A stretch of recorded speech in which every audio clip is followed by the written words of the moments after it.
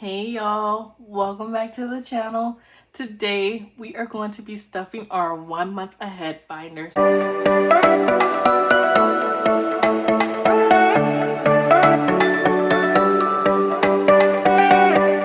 Hey y'all, as I mentioned, today we are going to be stuffing our 1 month ahead binder, which is this binder. So let me show y'all how it looks. And today we're going to be stuffing 5, 10, 15, 25, 35, 45. 1, 2, 3, 4, 5, 6, 7, 8, 9, 10, 11, 12, 13, 14, 15, 16, 17, 18. So we're going to be stuffing $63. So y'all, what I decided was I was going to put, excuse me, $7 in each category. And while I know this is not enough to like make a big difference, it gives me comfort knowing that I've at least started to get a month ahead. I did mention in my cash stuffing video on last week, Friday, that I was technically a month ahead. I had $5,000. But in my Monday mini video yesterday, I mentioned that I may be spending $4,000 of that on a new to me 2014 Honda Accord. So let's get started then. So life insurance, as you know, my life insurance is $46 a month, and that is my cheapest bill, I would say. And so these are organized from the cheapest to the highest, with rent being the highest. But in this video, I'm going to discuss how I'm going to potentially get out of paying $2,000 a month in rent. As y'all see these little videos, I'm like trying to update everyone. In last week's video, I updated everyone about my health scare, my dad's identity. In yesterday's video, I updated everyone about the car. And today it will be about my housing situation. But $7 is going into life insurance. So at the end of this month, I may have the opportunity to cut my rent from $2,000 a month to roughly $1,000, maybe not even $1,000 a month. Renter's insurance is getting $7. Everything's getting $7. I just want to go ahead and say that everything's getting $7.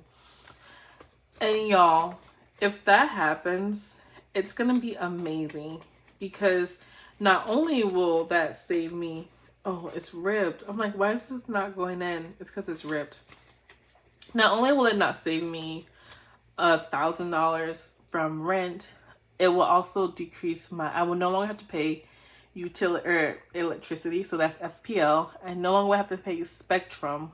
I'm going to keep my renter's insurance, because that's something that, you know, as long as you rent, like once you buy a house, then you have to have homeowner's insurance. So that's something I'm going to always keep.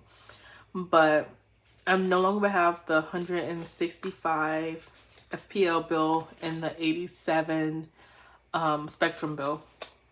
Subscriptions is getting $7. Again, everything's getting $7. But I do want to say, some of them, some weeks they may get more, or at the end of the month they may get more, based on how my Monday minis and my freebie Fridays go. And so right now I spend about $2,350 on housing expenses. Rent's $2,055. Again, FPL is $165, but I'm on budget billing, and I noticed that my the amount that's going to come due when I leave here is a little more expensive than what I thought it was going to be. And then Spectrum is $87, but they've already given notice, and they've been approved to do a rate increase. I'm not sure how you phrase it. So Internet 7 is going in here. So this will be huge for me, and my child especially. Like, this would be absolutely huge, because I'll be able to save that extra roughly $1,400 a month to be able to like build an emergency fund. Yeah, number one thing is I really hope this year to have a $10,000 emergency fund. That is a huge goal, but I do think it's attainable, especially if I can find more 1099 positions, because I am still looking for that. I do have an interview for a different position in education. It's a remote position and it potentially pays. So when I applied, it said the starting range was between 90,000 and 110,000. However, I don't know with the federal freeze and all of that, even though it's education, I'm not sure if it's like a grant funded position or if it's like a private company. I'm not sure, but I did get an email this past Friday with them requesting unofficial copies of my transcripts and copies of my degrees. As y'all know, I do have a bachelor's and a master's. I have an associate's, but I usually don't tell everyone that because no one really like asks for my associate. They usually just ask for my bachelor's and my master's. Electricity is getting 7. So I am making steps to increase my income on the off chance this new housing situation does not pan out. I'm hopeful that it pans out, but I have to be realistic. Phone is getting 7. But yeah, so how is everyone else Tuesday going? I am filming this very early in the morning, and so I have so many different lights on to try to brighten up the room, but it still is casting shadows. And my camera stand is still jerry-rigged, so it's still shaking.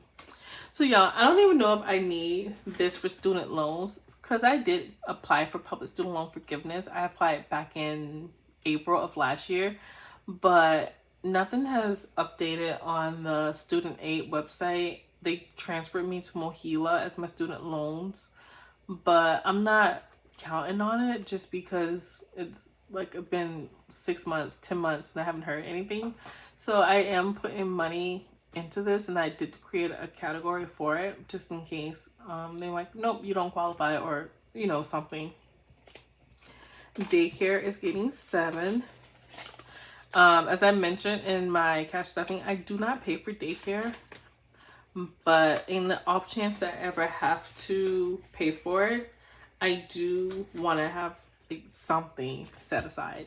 And then rent is getting the last 7.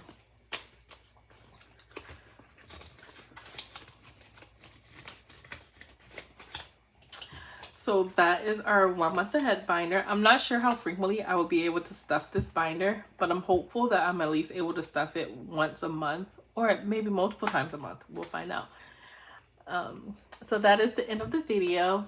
If this is content that you think you might like, or if you are interested in seeing my debt payoff journey, my life journey, budgeting journey, I'm not sure what you call it, I hope you would consider subscribing. And until next time, bye, budgeters.